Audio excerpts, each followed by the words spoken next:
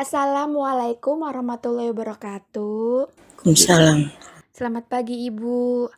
Maaf mengganggu waktunya sebentar nih. Perkenalkan, saya Siti Komaria dan rekan saya Nurul Hayan merupakan CGP Angkatan 7 Kabupaten Indramayu. Pada kesempatan ini, kami ingin belajar dari Ibu, pengalaman Ibu nih mengenai pengambilan keputusan berbasis nilai-nilai kebajikan sebagai seorang pemimpin. Di sini saya melakukan tugas dari LMS. Ada pertanyaan-pertanyaan untuk Ibu Kepala Sekolah. Ini mengenai salah satu tugas kami nih Bu, dari calon guru penggerak dalam modul 3.1, yaitu pengambilan keputusan berbasis nilai-nilai kebajikan sebagai pemimpin.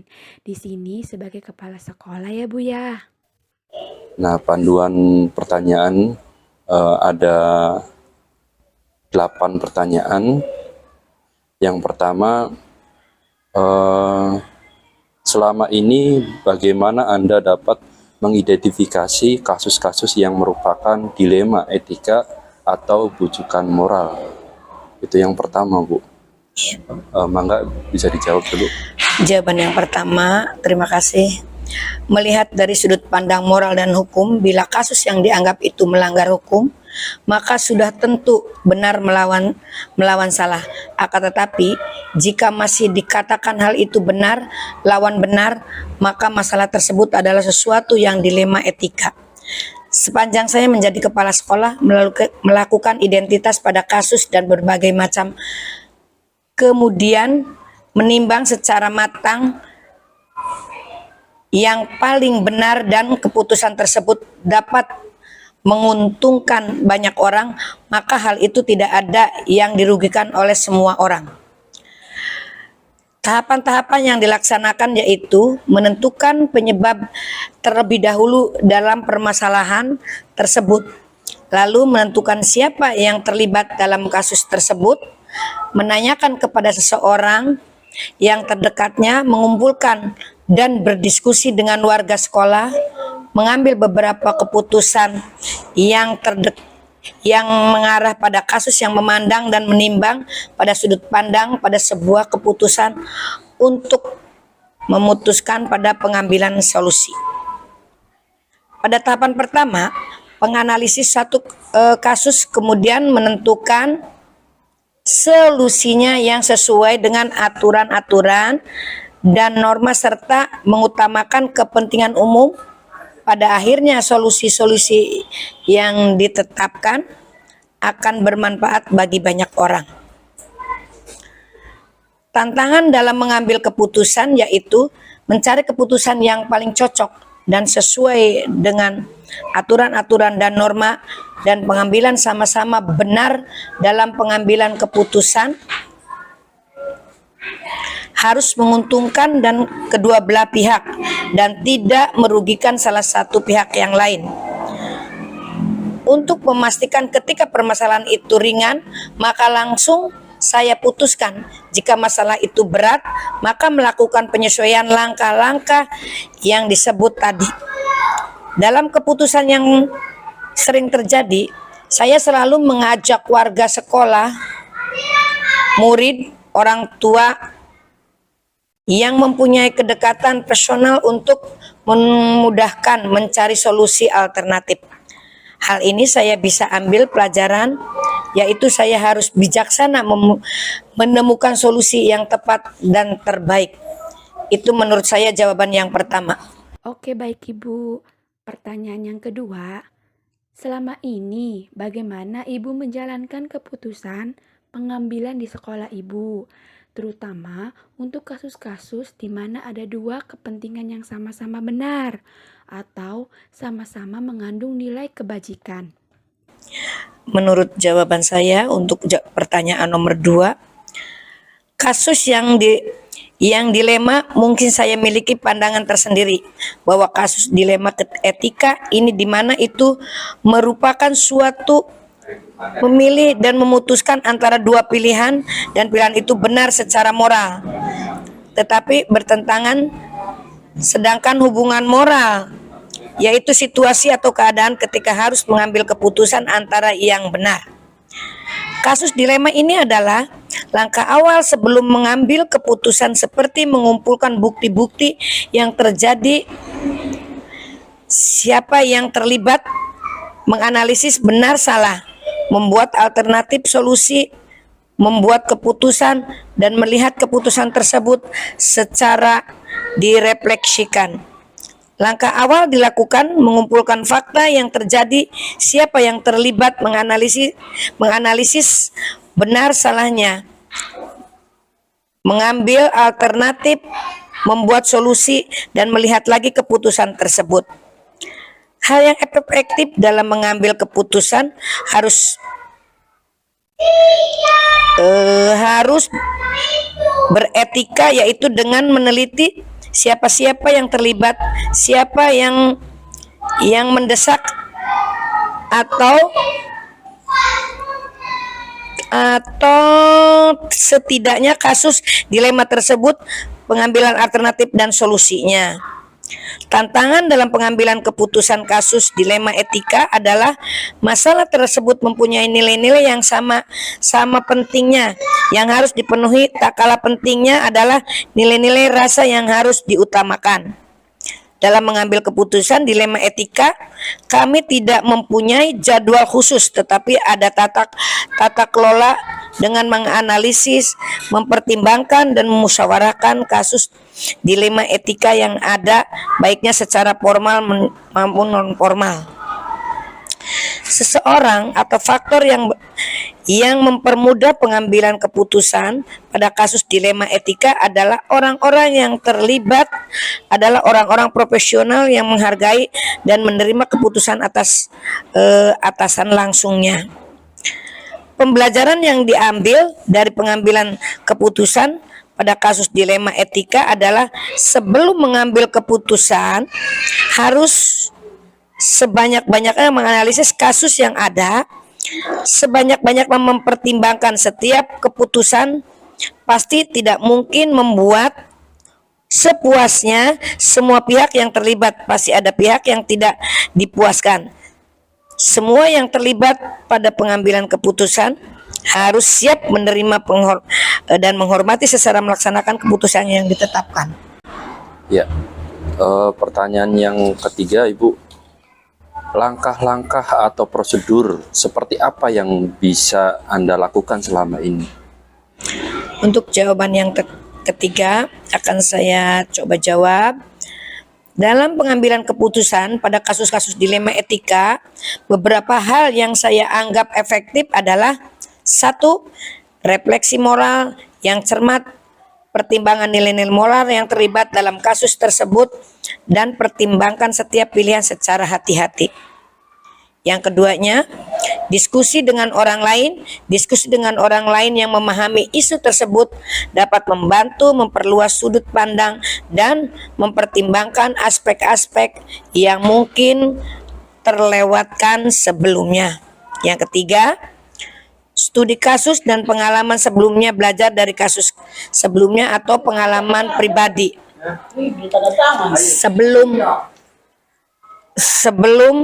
Sebelumnya dapat membantu menghadiri permasalahan sama-sama atau mencari solusi yang terlebih baik. Nomor 4-nya, memperhatikan konsekuensi jangka panjang. Sangat penting untuk mempertimbangkan konsekuensi untuk mempertimbangkan solusi yang lebih luas.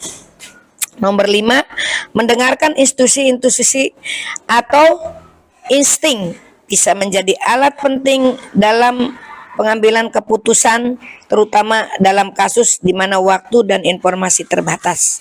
Namun, perlu diingatkan bahwa tidak ada satu cara atau metode yang sempurna untuk mengambil keputusan dalam kasus dilema etika, dan setiap kasus harus dimulai secara individual dengan mempertimbangkan konteks dan nilai-nilai moral yang terlibat.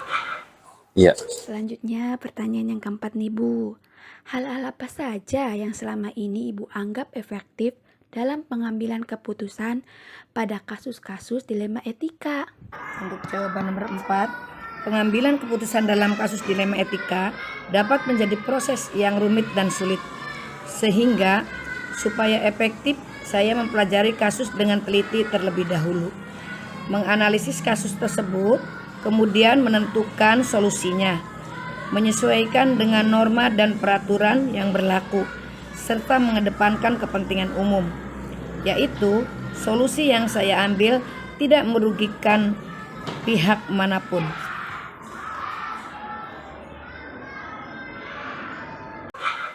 Ya, pertanyaan yang kelima ya Bu ya. Hal-hal apa saja yang selama ini merupakan tantangan dalam pengambilan keputusan pada kasus-kasus dilema etika, Bu? Menurut saya, jawaban nomor 5 adalah tantangan dalam pengambilan keputusan pada kasus-kasus dilema etika meliputi 1. Kompleksitas kasus dilema etika yang seringkali kompleks dalam melibatkan banyak nilai-nilai moral yang saling bertentangan. Ini membuat proses pengambilan keputusan menjadi sulit dan membutuhkan waktu yang lama. Nomor 2, tidak ada pilihan yang benar atau salah dalam kasus dilema etika. Seringkali tidak ada pilihan yang benar atau salah secara jelas. Semua pilihan bisa memiliki konsekuensi yang sama-sama sulit atau buruk. Yang ketiganya, tekanan waktu dalam beberapa kasus dan tekanan waktu yang besar untuk mengambil keputusan. Hal ini bisa membuat proses pengambilan keputusan menjadi kurang cermat dan beresiko terjadi kesalahan. Nomor 4, konflik kepentingan dalam beberapa kasus kepentingan pribadi atau kelompok bisa bertentangan dengan nilai-nilai moral atau kepentingan yang lebih besar. Hal ini bisa membuat pengambilan keputusan menjadi sulit dan membingungkan. Nomor 5, kurangnya informasi. Kadang-kadang informasi yang diperlukan untuk mengambil keputusan tidak tersedia atau tidak lengkap. Hal ini bisa membuat proses pengambilan keputusan menjadi lebih sulit dan berisiko menjadi kesalahan. Nomor 6-nya, tekanan sosial. Kadang-kadang tekanan dari lingkungan atau masyarakat bisa berpengaruh dalam pengambilan keputusan seseorang, terutama jika nilai-nilai moral yang dipegang tidak selaras dengan nilai-nilai sosial yang dominan. Semua tantangan ini bisa mengaruh proses pengambilan keputusan pada kasus-kasus dilema etika atau perlu dihadapi dengan hati-hati. Baik Ibu, selanjutnya untuk pertanyaan ke-6. Apakah Ibu memiliki jadwal tertentu dalam menyelesaikan kasus etika dilema? Apakah Ibu langsung menyelesaikannya di tempat? Atau memiliki jadwal untuk menyelesaikannya? Bentuk atau prosedur seperti apa yang Ibu lakukan? Mohon ceritakan pengalaman Ibu kepada kami. Untuk jawaban nomor 6, menurut saya, penyelesaian kasus dilema etika dapat dilakukan langsung di tempat jika kasusnya sesederhana dan memerlukan keputusan yang cepat. Namun jika kasusnya kompleks dan memerlukan pemikiran yang lebih mendalam, maka sebaiknya ditunda sampai semua informasi yang diperlukan diperoleh dan analisis yang tepat dilakukan. Dalam prakteknya, penyelesaian kasus dilema etika dapat diatur melalui prosedur atau jadwal tertentu yang ditetapkan sebelum. Misalnya, sebuah institusi dapat memiliki kebijakan untuk membentuk sebuah tim atau komite khusus yang bertugas menangani kasus dilema etika dan mempunyai jadwal rutin untuk melakukan pertemuan dan pembahasan kasus yang dihadapi. Prosedur atau jadwal semacam ini dapat membantu dalam memastikan bahwa semua pihak yang terlibat di dalam penyelesaian kasus dilema etika dan bahwa keputusan yang diambil berdasarkan pada pengambilan keputusan yang tepat dan tidak tergesa-gesa. Itu jawaban nomor 6. Ya. Pertanyaan yang ke-7, adakah seseorang atau faktor apa yang selama ini mempermudah atau membantu dalam pengembalian keputusan dalam kasus-kasus dilema etika? Untuk jawaban nomor 7, faktor-faktor yang bisa membantu, banyak faktor yang dapat membantu dalam pengambilan keputusan dalam kasus dilema etika, termasuk 1. Pedoman etika dan nilai moral yang jelas adanya. Pedoman etika dan nilai-nilai moral yang jelas di dalam organisasi atau lembaga dapat membantu dalam pengambilan keputusan. Dalam kasus dilema etika, pedoman ini dapat membantu mengarahkan keputusan pada jalan yang benar dan situasi dengan nilai-nilai yang dipegang. 2. Konsultasi dengan ahli. Konsultasi dengan ahli ini sangat penting, dengan pakar di bidang yang berkaitan dengan kasus dilema etika, dapat membantu dalam pengambilan keputusan. Ahli tersebut dapat memberikan pandangan dan saran yang berharga dalam membantu menyelesaikan kasus dilema etika. Kolaborasi dengan tim, kolaborasi dengan kolega dapat membantu dalam pengambilan keputusan dalam kasus dilema etika, melibatkan berbagai pihak dalam diskusi dan analisis kasus. Dapat membantu untuk melihat masalah dan berbagai perspektif dan pencapaian keputusan yang tepat. Nomor 4, refleksi diri. Refleksi diri dapat membantu dalam pengambilan keputusan dalam kasus dilema etika dengan merenungkan nilai-nilai moral yang dipegang dan mempertimbangkan berbagai konsekuensi diri setiap pilihan. Pengambilan keputusan dapat memperoleh penjelasan dalam pengambilan keputusan.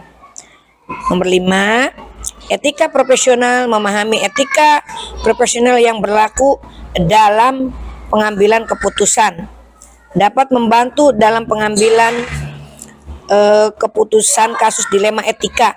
Adanya kode etika, pedoman praktik yang jelas dapat membantu mengarahkan keputusan pada jalan yang berpedoman sesuai dengan nilai-nilai yang dipegang. Kesimpulannya adalah berbagai faktor dapat membantu dalam pengambilan keputusan dalam kasus dilema etika. Dan yang penting untuk mempertimbangkan berbagai faktor ini dalam memilih jalur yang tepat. Silakan. Dilanjutkan. Pertanyaan terakhir, Bu. Dari semua hal yang telah disampaikan, pembelajaran apa yang dapat Anda petik dari pengalaman Anda mengambil keputusan dilema etika? Terima kasih.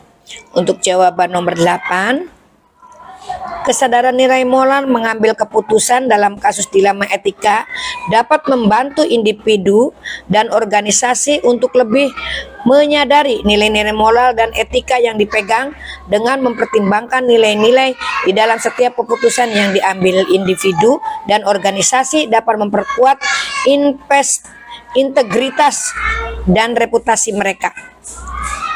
2.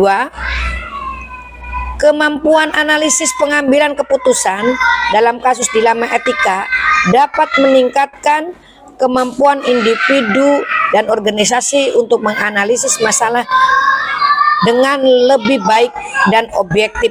Dalam kasus dilema etika, individu dan organisasi perlu mempertimbangkan berbagai aspek dan dampak yang mungkin terjadi dari setiap pemikiran yang diambil. 3-nya, keberanian dan kepercayaan diri pengambilan keputusan dalam kasus dilema etika dapat membantu individu dan organisasi untuk menjadi lebih berani dan percaya diri dalam menghadapi situasi yang sulit dengan mempertimbangkan berbagai faktor dan hati-hati. Individu dan organisasi dapat memilih jalur yang tepat dengan keyakinan yang kuat. 4-nya, menghargai perspektif dan pengambilan keputusan dalam kasus dilema etika juga dapat membantu individu dan organisasi untuk lebih menghargai perspektif dan sudut pandang orang lain dalam diskusi dan analisis kasus dilema etika. Organisasi dapat mempertimbangkan pandangan dan saran berbagai pihak dan mempertimbangkan perspektif yang berbeda. Nomor 5 yang terakhir, menjaga integritas dan reputasi pengambilan keputusan dalam kasus dilema etika dan membantu individu organisasi untuk menjaga integritas dan reputasi mereka dengan memilih jalur yang tepat dan sesuai dengan nilai-nilai moral dan etika yang dipegang.